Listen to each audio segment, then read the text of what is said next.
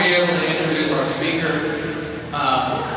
Folks in Chattanooga, people that have been here a long time are already familiar with Dr. Chilton, the former CEO of the Ochs Center for Metropolitan Studies and now a professor at Tennessee State University in Nashville. When we, as Caleb, were thinking about who can really understand Chattanooga and the problems that are facing us in terms of the economy, in terms of inequality, one of the first names that came up, very understandably so, is one of the lead researchers that addresses inequality. In fact, a couple of years back, Times Free Press ran a headline off of one of Dr. Chilton's reports. The headline was "Inequality is the New Normal." It was actually cited in the handout that Ms. Sims gave out on the Gig City and the Renaissance. So we're very happy to have him here and presenting and talk about some of the what may be unique and what in a lot of instances aren't so unique problems and difficulties, and basically the reasons why organizations like Caleb need to exist in order to change what is the status quo, what continues to go on and is acceptable without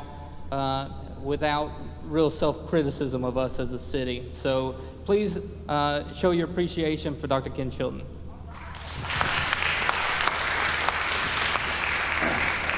Well, thank you, and thank you for inviting me. I certainly appreciate it, and it's nice to be noticed and be wanted every once in a while.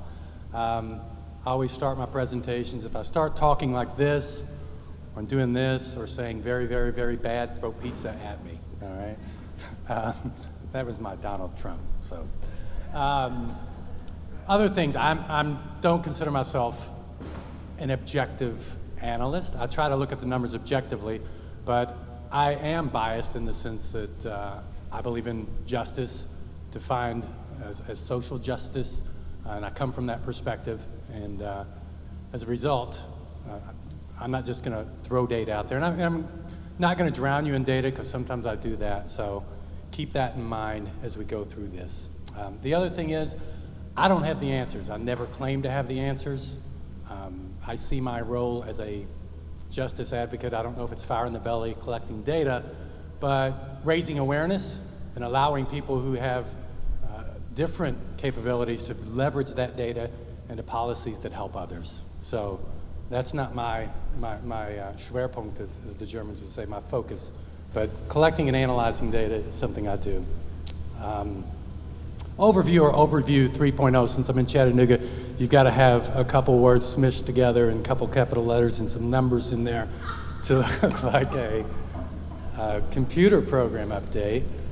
I'm going to focus on some of the current conditions, and this is where I will get into the data. I'll look a little bit about education, economy, and community. And I'm asking, is this new stuff that we're seeing, or is it, as the title of the presentation said, old wine in a new bottle? Have we seen this before? Is Chattanooga 2.0, Benwood Initiative 2.0? Is MLK Corridor South Side again, redo, and those types of things? And look at the economy, and I think it's important that we take stock. We've been at this, and Chattanooga gets a lot of good press and has an incredibly well-crafted brand nationally of an outdoor city, a gig city, and all of these positive attributes, Renaissance city, and I'm not criticizing the people who made that happen.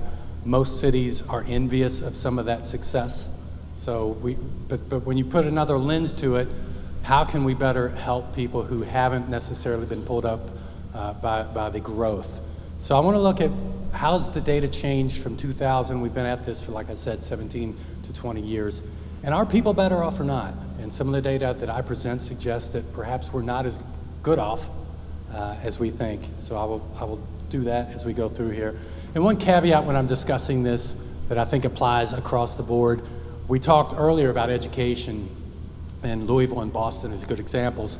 And what happened in Louisville and Boston was federally mandated busing, federally imposed programs. I don't think that we have that type of federal activism that we once had. And you see that playing out in local communities as well.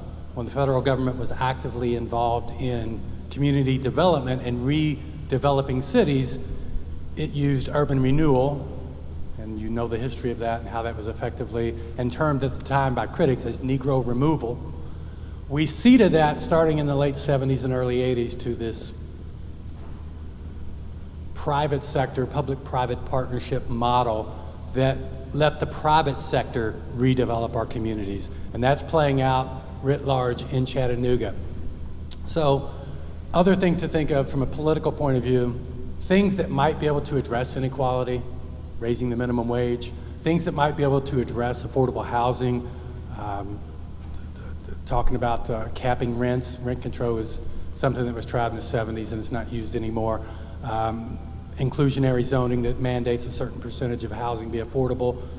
We've tried some of that in Nashville and it's been nullified by the state legislature. Austerity, as I pointed out, at the federal level and at the state level is the new norm as well.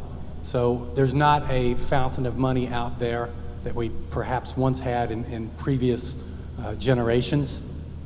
So revenue deficiencies and this resistance and outright hostility to anything that enhances revenues, or the bad word taxes, and that's playing out as well. So based on that, I mean, this dovetails nicely with what Caleb and what a lot of you are doing in your own communities here and in Nashville. We've got to look at local solutions. And that's where I feel honored in terms of working with Caleb on this, because this is where change happens. And you're seeing it in the political arena slowly in Chattanooga and elsewhere. A little framework on how I view these things, and this is my bias, and this is a theory that's been around since that time in the late 70s and early 80s to explain how cities grow. And there was a lot of discussion in the 60s and 70s about power and how are cities managed and how are they governed, and is it a pluralist, is it this, is it that?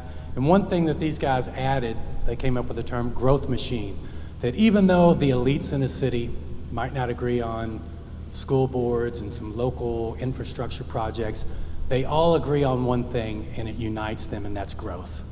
Growth in general as an unquestioned good in the city. All right? So that's the case. That's how I look at urban development problems. In Chattanooga, I think that's obviously a good model and a framework for understanding how decisions are made and who participates in those decisions and how that affects communities that aren't plugged in to that power structure. All right? One thing I will say on the onset, because of the work of people in this room and elsewhere in Chattanooga, I think there is a greater awareness of the need for inclusion. A lot of that is rhetorical at the present. I realize that now that, thanks to some of the work we did with COA, the need for more diverse board members on foundations and nonprofits, the need for more diverse people on our workforces, especially in public agencies that drive the agendas, oftentimes in the nonprofits and the foundations, that we're at least grappling with that. But these harder to deal with, the root causes that are related to the education performance outcomes, that are related to the criminal justice issues, that are related to the affordable housing, land use, racism, those are the harder things to deal with. And in fairness, it's easy for me, like I said, to say, talk about this. These are hard things to deal with. And my bias is community sovereignty. Not me planning for you, but you planning for yourself. And in as much as data can empower that and make that happen, that's what I try to do in terms of my contribution. And in this framework, it looks at place or community as a commodity, all right? Or community. You as residents of Chattanooga derive a certain use value from your community, all right? It's not just a widget that has a dollar value on it, even though we do probably over fetishize property values. That's a different study or a different thing. But exchange value is what drives the growth machine, so to speak. And the quote here is, virtually all place entrepreneurs and their growth machine associates, regardless of geographical or social location, easily agree on the issue of growth itself. And the assumption is that growth is good and that growth will trickle down to everyone else. And unfortunately, we have decades worth of data to suggest that's not true. Landowners, speculators, land developers, and those are also public-private organizations like River City. And I'll talk a little bit more about River City later if I get that far in this presentation in the time I have. Developers, and if you start digging in the data, and I've worked a little bit and I've been looking at some of the property records, and hopefully that'll be a future study in the next 6 months that looks at who these players are in Chattanooga, and you can see that they are doing quite well with the changes in Chattanooga. And they're highly united through the chamber, through Enterprise Center, through organizations like that use their power and their connections to push certain policies that reward capital.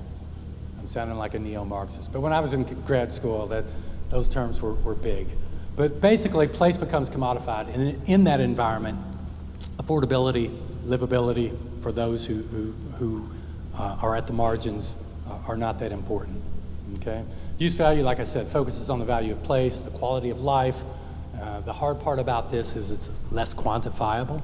You know it, you have your neighborhood resources that you can rely on. You might need somebody to watch your kids. You might need somebody to watch your dog. You might need people who you sit on the stoop with and discuss life with.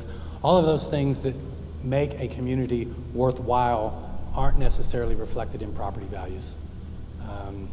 And they're not always in line with the goals of city boosters as well. Once you've created a brand of this it city, and you've pushed that brand and you've marketed it to national publications and international publications, taking a step back and start thinking through how do we help those who haven't necessarily profited from the growth. How do we help them? That's a harder nut to crack. An example would be Lincoln Park. For the people that live there, there's a lot of, you're close to downtown, you've got some nice amenities, but it's becoming a commodity, and rather quickly becoming a commodity. What, if anything, can the city do to help residents in that community? And unfortunately, if you start looking at the data, you'll find that, and that's where looking at deeds comes in handy, there are lots of speculators who have been buying up that property for the past several years. And once you get a certain amount of institutional owners, it's hard to organize a community because they are the community. They own a critical mass of the properties. And activism is the solution in terms of how do we promote use value. This is from a quote from a planner in Seattle, and Seattle's experienced on a much larger scale a lot of the same things that have happened in Chattanooga. They've been more progressive in terms of the policies they've implemented to try to manage it, but still, once it happens, it's really hard to rein in. When it comes to making sure private development fosters racially mixed and affordable neighborhoods, we don't have much real leverage other than zoning laws or inclusionary zoning, that type of thing. And that's the sad reality. And that's where we have to be creative as community advocates to think through how does zoning play into this? How does serving on certain boards play into this? And I'll talk about that a little bit more in depth near the end of the slideshow. Getting back to the theme of old wine and new bottles, where have we heard of the big education initiative before? I'm suggesting most of this is old wine. Where have we heard about public art and street art initiatives and placemaking initiatives? Where have we heard about downtown development focus and greenways and walkability and bike lanes? And I'm all for bike lanes, that's great. If you all want to subsidize my lifestyle and build all those things, I love it. However, where are they in the scheme of community development that helps everybody? All right? So what's different this time? If we've been down that road before, what's different this time? And I'm not sure. I wanted to see if the city has actually acknowledged inequality, and I did a quick word search on the city webpage, and I did not find that word mentioned on the city's website. There was a report that and until you acknowledge that we have it, how do you solve it? And I don't think from a policy point of view, a lot of our leaders have expressly acknowledged that as a problem in the community. And then finally looking at marginal change versus systemic change. And a lot of this requires systemic change. And unfortunately, in our political environment, marginal change is what drives cities and how we go about moving the needle. But in as much as we activists and people in the community can get involved, that can help promote more systemic, root level changes. This perhaps is a little mean in the sense of calling it a Benwood cohort, but the Benwood Initiative was passed. Is anyone familiar with the Benwood Initiative? More or less. It was an attempt over a decade ago to really focus on most of those I-zone schools. And they spent tens of millions of dollars trying to improve scores. And they did for a little bit until the test was changed and it was a more rigorous test. And those scores went back to where they were, and we're dealing with the detritus today of what's happened over these years. So one of my other themes that I like to talk about is accountability. And when we're looking at education, who holds the Benwood Initiative people accountable if we don't get results?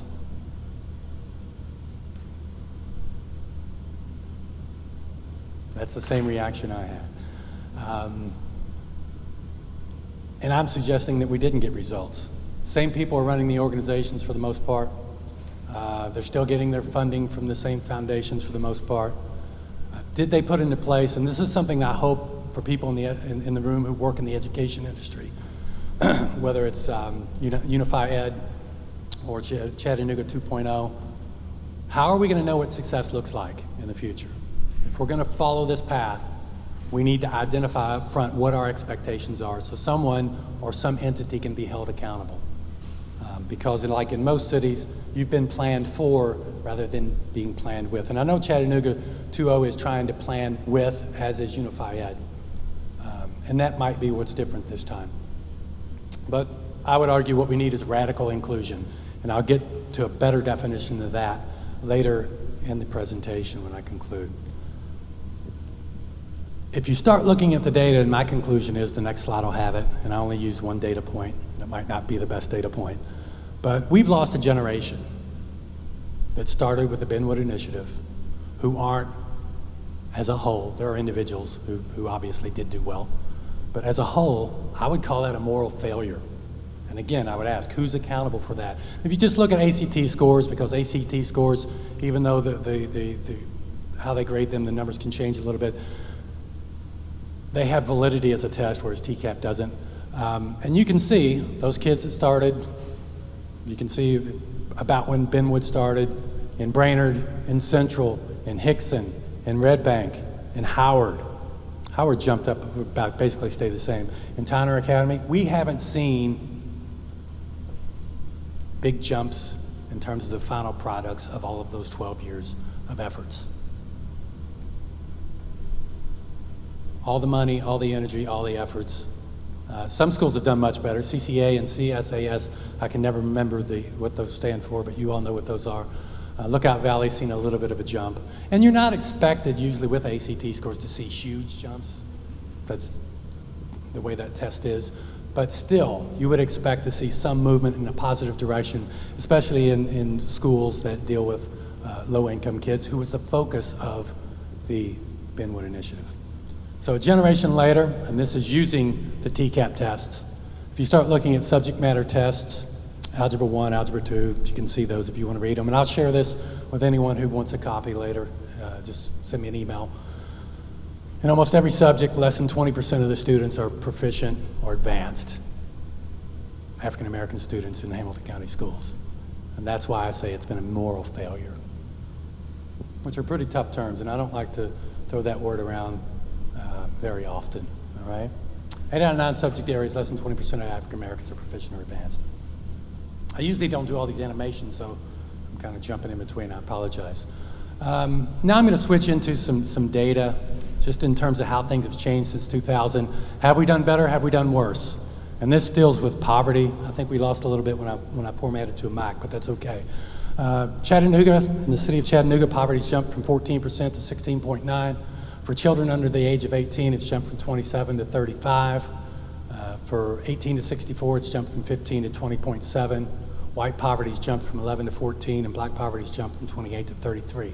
Again, if the river's rising, if the Renaissance has occurred, how is that affecting some residents of our city? Who's benefiting from that growth and development? And we're not seeing that widespread throughout the community. And this next slide comes from the Federal Reserve Bank of St. Louis. And this is the blue line, if you can see it, is the total real gross domestic product for Chattanooga. And the red line is the total per capita real gross domestic product for Chattanooga. And what does that mean? Simply over time, at least since around 2000, both of those have been dropping. Even though we've had all of this innovation, all of this growth in the Innovation Center. And one of there's going to be a study about the Innovation Center, I think, in the next 6 months, and they're going to find that it's the greatest thing ever. Trust me, that's what they will find. Sometimes I get ahead of myself there. Compared to the industrial economy, that's not necessarily the case in terms of helping working class people. All right, and you can see that reflected even with Volkswagen, and that should change hopefully with Volkswagen ramping up some and moving up again. But things have definitely changed, and part of that macro level change, and this data goes back to 1990, on the left and on the left hand, these are thousands of people employed in manufacturing on the blue.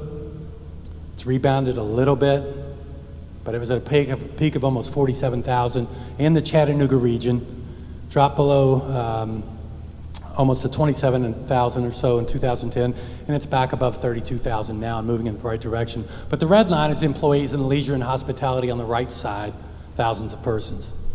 And inasmuch as the innovation economy drives a lot of entertainment venues, restaurants, coffee shops, those types of things, you see that area growing. And we know that that area pays lower wages, typically doesn't have benefits, certainly doesn't have pensions, usually don't have health benefits.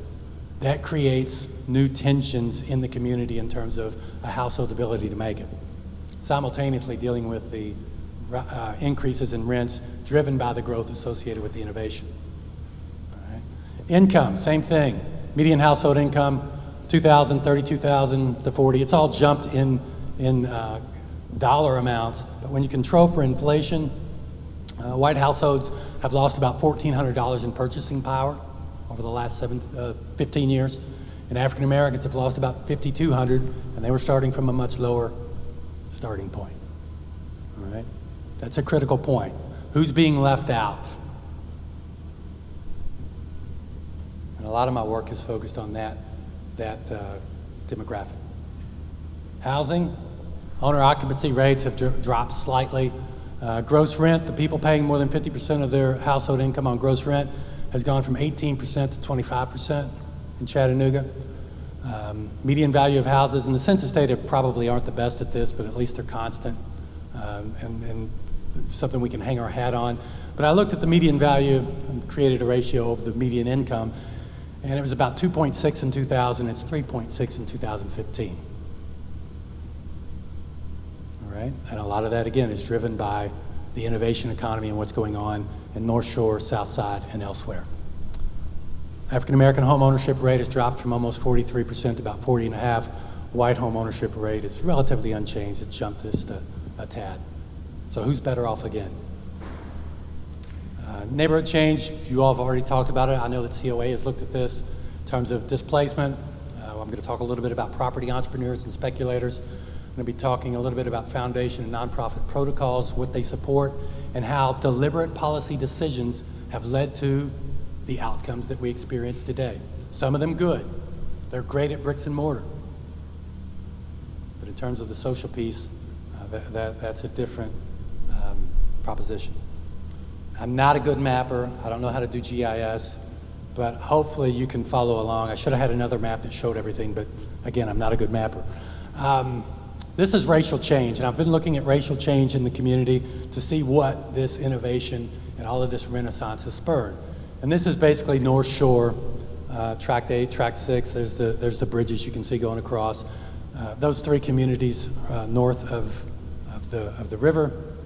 And since 2000, we've lost about 337 African Americans and gained about 1,300 whites in those communities.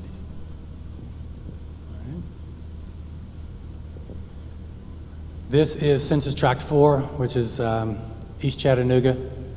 You can see you've got Carver Park there in the middle, and we'll look at the racial change there. African Americans, you've lost 146 and you've gained 374 whites. And this is one of the fastest gentrifying tracts at present. This is a combination of Census Tract 31 and Census Tract 20, which is south side and downtown. I left out the west side. Lost 1,067 African Americans and gained 763 whites, and that's probably conservative. Someone talked earlier about how zip code 08 was labeled one of the fastest gentrifying tracts in the country a few years back, and I think that's what you see there in the numbers. This is a little bit east. This is Census Orchard Knob and that area off Bailey, 11, 12, and 13, and this has seen a drop of 653 African Americans and a drop of 387 whites, and I don't know if that means that things have been bought up and bulldozed and is waiting or not, but I don't know enough to really comment on why it's going down for both population groups there. And then finally, this is Census Tract 124, which is kind of the MLK corridor and a little bit east of downtown there. And if you look at that, that has seen a drop of 437 African Americans and a gain of 2,740 whites. And again, that might be underestimated in the sense that a lot of the changes happening on MLK right now might not be reflected in some of those numbers. So at the end of the, there's one other area. So you ask, where are all these people going? Where are all the African Americans going? If you look over here, kind of in southeast Chattanooga, there's East Lake Park there in the middle. East Ridge is over on the right. African Americans, 2,700 African Americans have relocated there, and you've lost about 2,600 whites. So when people say race doesn't matter anymore, race matters still. And this is not all serendipity, as I said. These are deliberate policy decisions that have led to these types of changes. And this is the general overview of all the areas that I just showed you, except the area that had where the African Americans community is being pushed into and displaced to.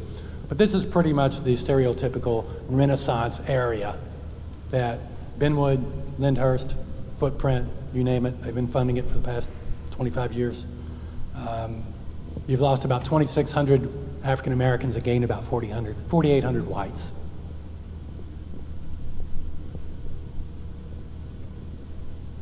Anybody surprised by those numbers or about what you expected? Surprised or expected? And you don't hear that discussed very much because we're busy giving interviews and bringing Bruce Katz into town and saying how great everything is. The next area is MLK corridor, and I'd like to acknowledge Perrin, if he was in here. He's been helping me dig up some data on what's going on over there, and a lot of good quotes. I'm not going to read those all to you, but if you read it, people have been talking about what we're going to be doing there. Someone from Douglas Heights who's doing an investment there, I think it's a brewery, as has occurred in other parts of downtown which have undergone a renaissance, the bad stuff kind of moves out. You see the city of Chattanooga will improve the sidewalk out front, and that will make room for outdoor seating for 40 people. Were they doing that 10 years ago, 12 years ago? City Council approved a $72,000 grant from Lyndhurst and Benwood to fund salary and benefits for a social media manager position for Public Art Chattanooga. Innovation District created a focused effort to lever those assets and create opportunities from work to retail to cultural touch points that would serve to retain many of the city's highly educated millennial graduates. So the focus, the transition, changing the built infrastructure, making a place that's attractive to a certain demographic, highly educated millennial graduates, is all part of deliberate policy choices. And I like this because I do like the mural. I got to see it when I drove in today. And this is from the Times Free Press, but it's ironic to me that we now put up a mural to celebrate MLK after the African American community has kind of been pushed out. So something to think about as we move forward. And this gets at some of the stuff that Perrin and I are looking at that hopefully might drive a report in the future. This concept of vampire capitalism. A considerable proportion of the wealth generated from economic growth is not reinvested back into long-term production. Instead, it's diverted into largely deregulated financial industry, selling blah, blah, blah. This reflects the reality that government policies have tended to play to the needs of capital rather than those of citizens, believing this to be essential for attaining economic growth. And I think that really plugs in well with what Chattanooga has done. The needs of capital comes first. And then we're going to get that extra increment of tax revenue that we can invest in lower income communities. But it gets reinvested back into the machine that generates the economic development. All right? And how does that play out? This is a Nashville real estate company that's facing federal RICO charges for manipulating markets in the sense of forging documents to be able to buy up tax delinquent properties. And the gentleman in the company, it's REO Holdings, Merdan Ibrahim and his friends. And if you go into the tax data here, you'll find that he's been very active in Lincoln Park, buying up properties for about, I think the median value, I've got that in here. In the last year, in 2015 and 2016, he purchased 34 properties, he and partners sometimes, at a median price paid of $8,800. Another entrepreneur, Tower Construction Properties, and I don't know Tower Construction Properties. That's Dodds Avenue, bought up a lot of the property off East Main and Dodds in that area. Again, if you go look at the data, been buying them up since roughly 2012, picking them up for pennies on the dollar. I don't know if these are foreclosed upon properties that he was able to buy from a bank or whatnot, but that gets back to my point earlier that once there's a critical mass of speculators and who own the properties, activism is even harder because you don't have people who are vested in that community remaining in that community. They're all transient. So that brings me back to the whole thing I started with. Is this old wine or new wine? And I love this quote. If your investments are driving the problem that you're asking your grantees to solve, that's a problem. And I would say that some of the investments that our foundations in the city are making are actually exacerbating some of our problems in our community. All right? These people make a lot of investments in the community. Do they look like Chattanooga? It's an uncomfortable truth. Hope no one from River City's here to say something to me afterwards. Again, old wine or new wine. I'm not going to use the names, but as you can see, I know these names have been around a long time. I don't see a lot of new wine in terms of the people who are making decisions that affect the quality of life for everyone. The Innovation Center, that's the board members at the right-hand side of the screen. You see a lot of, UTC is on most of those with the chancellor. You see a lot of names that have been around the community for a while, and I would ask that question again, is this old wine or new wine? Same people making decisions on behalf of you that increase property values and reward disproportionately property investors, real estate development companies, and such. And you're starting to see UTC, historically, at least when I first came to the Ochs Center, I was told that UTC was always been skittish about trying to getting involved in the community and kind of not being a part of the city, but people who plan spaces said that UTC needs to be part of the community. The city needs to grow together with the city, and they've embraced this university-city partnership, and you see that playing out on MLK as well. All right. You see foundation, old wine, new wine. I've seen names on there that I used to see on Ochs Center meetings back from the early 2000s, or the mid-2000s, I should say. And if you go to anyone here go to the, not the Kiwanis Club, the other big club in town, the Rotary Club? Nothing wrong with the Rotary Club. I got to speak there once. No, I wasn't invited back. So I use this term when Mike asked me, to discuss what I thought was going on in inequality in Chattanooga. And I used those three words. And I think it's true. And after I completed this PowerPoint, I felt even stronger of that conclusion. The transformations that have happened were all driven by policy, deliberate decisions made by people planning on our behalf. There's an entrenched elite, and there always has been, and there is one in every city. But man, are they highly intertwined and very cohesive in Chattanooga. They've published articles on it. It's called the Chattanooga Way, and you probably have all heard about that. But in as much as they plan for communities, especially communities of color, that's where my sense of injustice kicks in. And that point I made earlier about community sovereignty, giving control back to people in the community to make decisions, good or bad, and support those decisions, because they've got to live with them. And that gets to the point, relative lack of funding for maintaining community sovereignty. We displace people, or decisions filter into the community that force certain patterns that weren't necessarily intended. I don't think that a cabal of people from the foundations and city government and such were like Monty Burns up there planning the demise of certain people, but I don't think they necessarily appreciated how this would affect certain communities. And now that the ball's rolling, I don't know how you stop it. Are there any institutional funding or protections for people who have been displaced? I know that a lot of people in this room work on housing issues, and we've looked at inclusionary zoning, but what, if anything, could be done in that regard might be a fruitful area moving forward. That's happening in Nashville as well.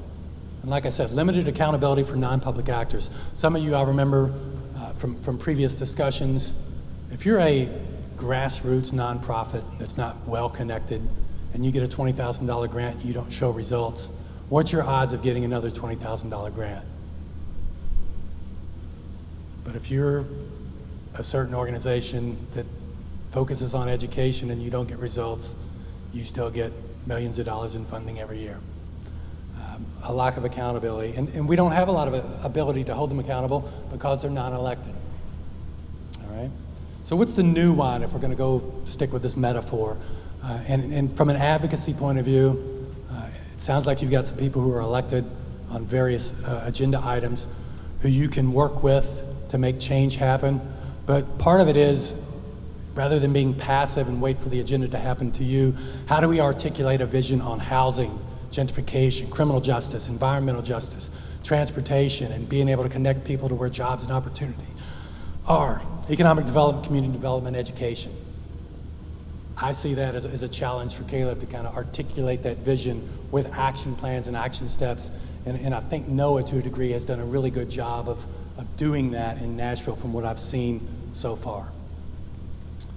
The other thing, like I said, acknowledge that inequality is here. How do we get our leaders to acknowledge it? And I don't know if we will. This is from a piece of Lessons Learned from Chattanooga, where they interviewed a lot of people involved in the innovation economy. And one sentence at the end of the report under lessons. Additionally, a core piece of getting the people equation right is equitable development. By creating an environment that elevates and promotes the inclusion of a diverse workforce, a community is much more likely to thrive. And like I said, I think there's some rhetoric and there's some movement in terms of representation on boards and such, but how that, if it's trickling down into communities, I'm not so sure that we've seen that yet, and that would be something to push for, and that leads to codifying equity in practice.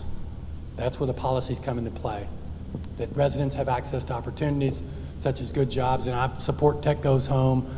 I support some of the things that are being done, but those are long-term. They take 15, 20 years. There's a good book out talking about how education is indeed the key, but that's a 20-year proposition. And kids in certain backgrounds can't have one mistake along that 20-year progression, because if they do, they can't recover from it.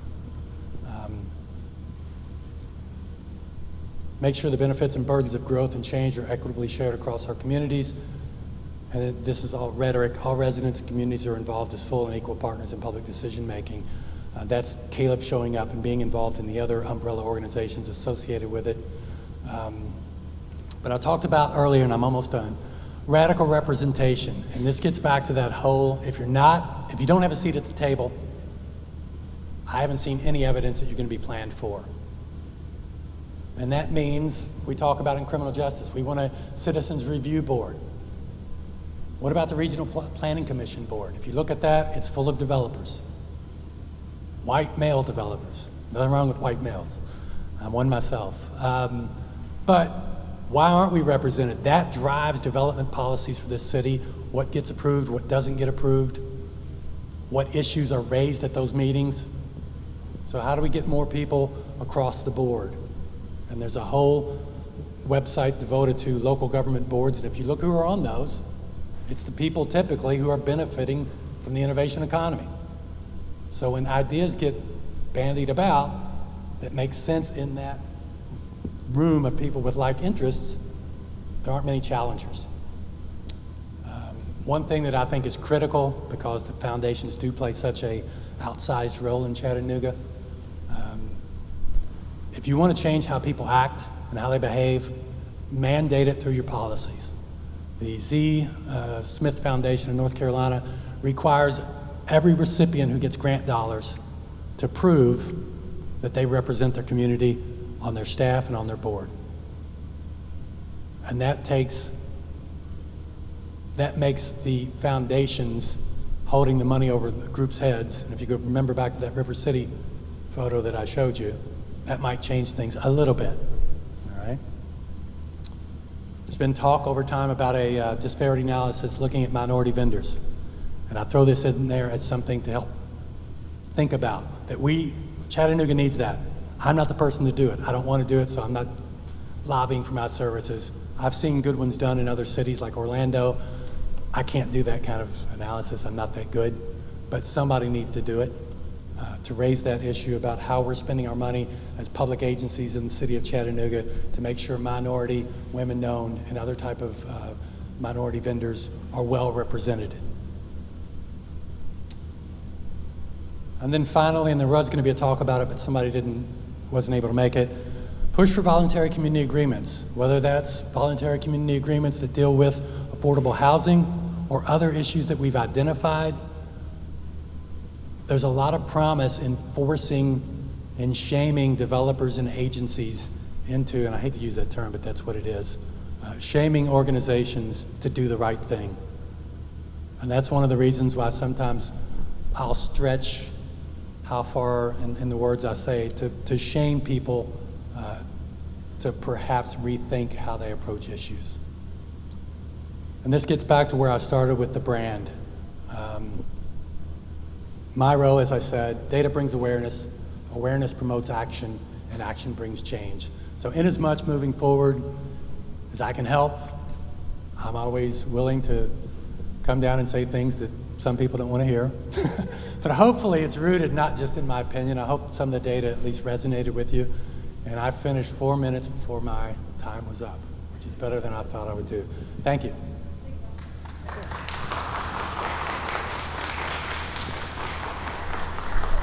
Questions? This is where I get to play Jerry Springer and walk around the audience. I have a question. When you were talking about the man in Nashville buying up properties and he's buying up here, do you have a way to go into the city and see every person that's doing that? Through the assessor's office, every deed's out there, but you need to know the names of the players to find them on that, because otherwise you've got to wade through. Right, I was trying to do that. It's not easy. Like, oh my gosh, it's a nightmare. Yeah. There's not a system to do that. There might be, I'm not aware of it, but if you know who some of those developers are, if you plug in their names, their properties will pop up. Yeah, you can look at GIS and at least see who the property. Yeah. She was, is there an easier way to kind of figure out where these people are? And there's, yeah. They're buying them up all over the city. So Yes. it's really hard to. And in Nashville, some of the national organization or investors are buying them up. And then, because we know those names, they're not in the Chattanooga market yet. I can bring up like 500 records of American homes for rent. And I've got all those addresses, but you need to know who the players are to find.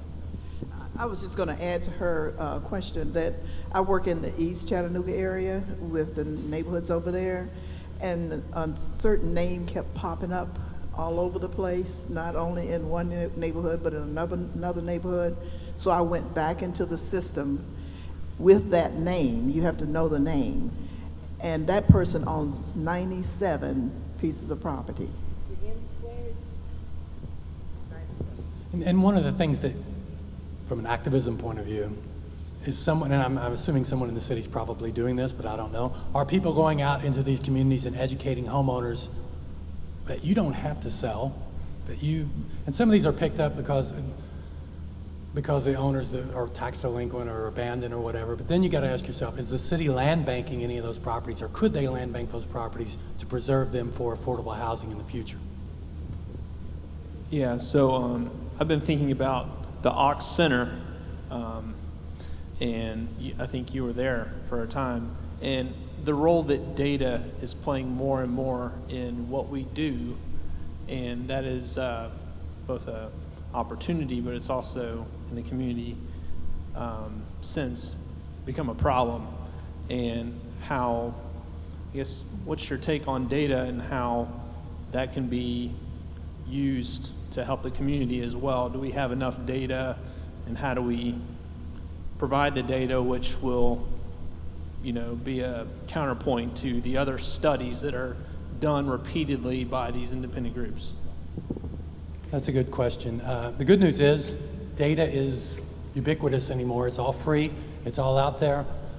Something I wanted to do at the Ochs Center, but it wasn't really a core focus of the organization.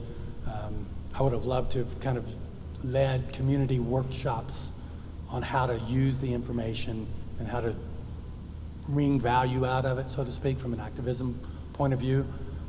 I don't know if people at Covenant or people at UTC are active in that or not, but all the stuff I did is really simple. This doesn't require an undergraduate degree to do. It's all out there. The harder part's kind of telling the story and knowing what to look for in terms of the other story and what the holes are. But in as much as some organization in town, or if Caleb was something they'd want to do, I would, once every 4 or 5 months, I'd drive down and do a workshop on data and community activism, because it's all out there and it's all cheap. Well, most of it's free. Everything I got in this presentation was free.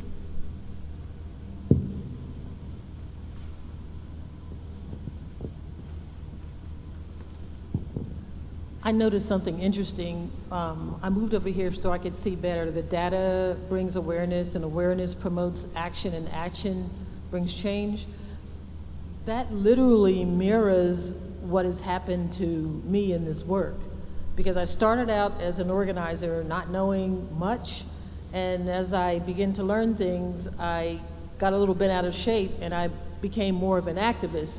Well, I realized that you just can't be an activist, and that's moved me into research, and now I'm involved in strategic planning with people in the city that I know can help make changes. So this work will push you to different levels, to different places to make things happen.